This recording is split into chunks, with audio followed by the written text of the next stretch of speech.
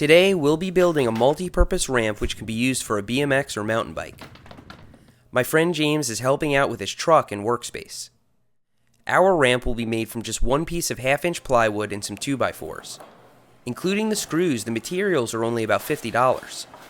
I'm spending slightly more for pressure-treated wood and stainless deck screws, just to make the ramp more resistant to the outdoors. With normal wood, it'll be just as sturdy. We'll draw the profile of the ramp on the plywood. My ramp has some curve to it, so we're using a PVC pipe to trace a smooth bend. Once we're done tracing the shape, we'll cut it out with a jigsaw and use it as a template for cutting another piece. These pieces will become the sides of the ramp. The rest of this wood will be used for the riding surface, but first we need to cut a bunch of support beams from the 2x4s. These should be cut to the width you want your ramp to be, but we'll need to make them slightly shorter to account for the plywood. You'll see why in a minute. Next, we'll use our beams to frame out the ramp. We'll fasten them in place with 2 deck screws on each side. Once the ramp is framed out, we'll cut the faces from the remaining wood. We're cutting some extra angles and sanding for a tighter fit, but this part won't make or break anything. The faces get attached with screws, just like the beams. Since the curvature of the ramp is really mellow, the plywood easily bends into place when you screw it in. We're also making sure these screws are buried real good so they can't stick out and become a hazard. I'm going to need to stencil my channel logo on here, but one thing at a time.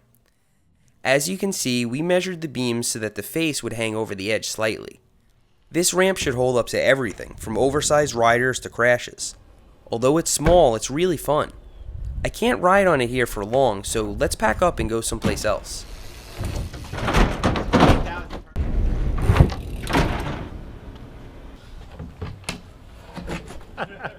Don't hurt your back.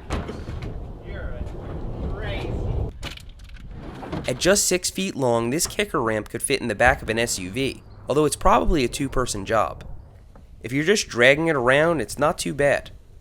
For absolute beginners, this ramp provides a few challenges and plenty of room for growth, but the backside makes it possible to roll over without jumping it. Riding the ramp the opposite way is great practice for getting over obstacles and learning to bunny hop. On a BMX, you can get creative with nose bonks, manuals, and all sorts of fun stuff.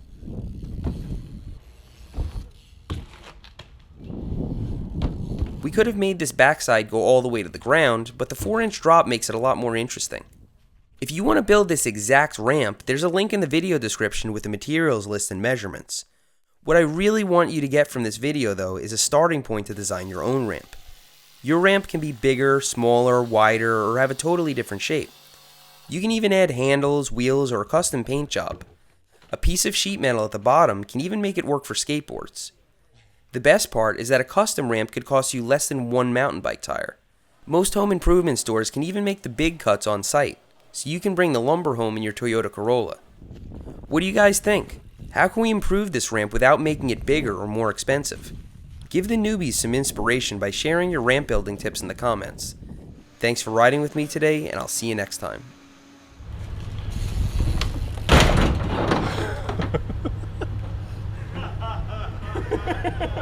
I didn't know you were going to do that.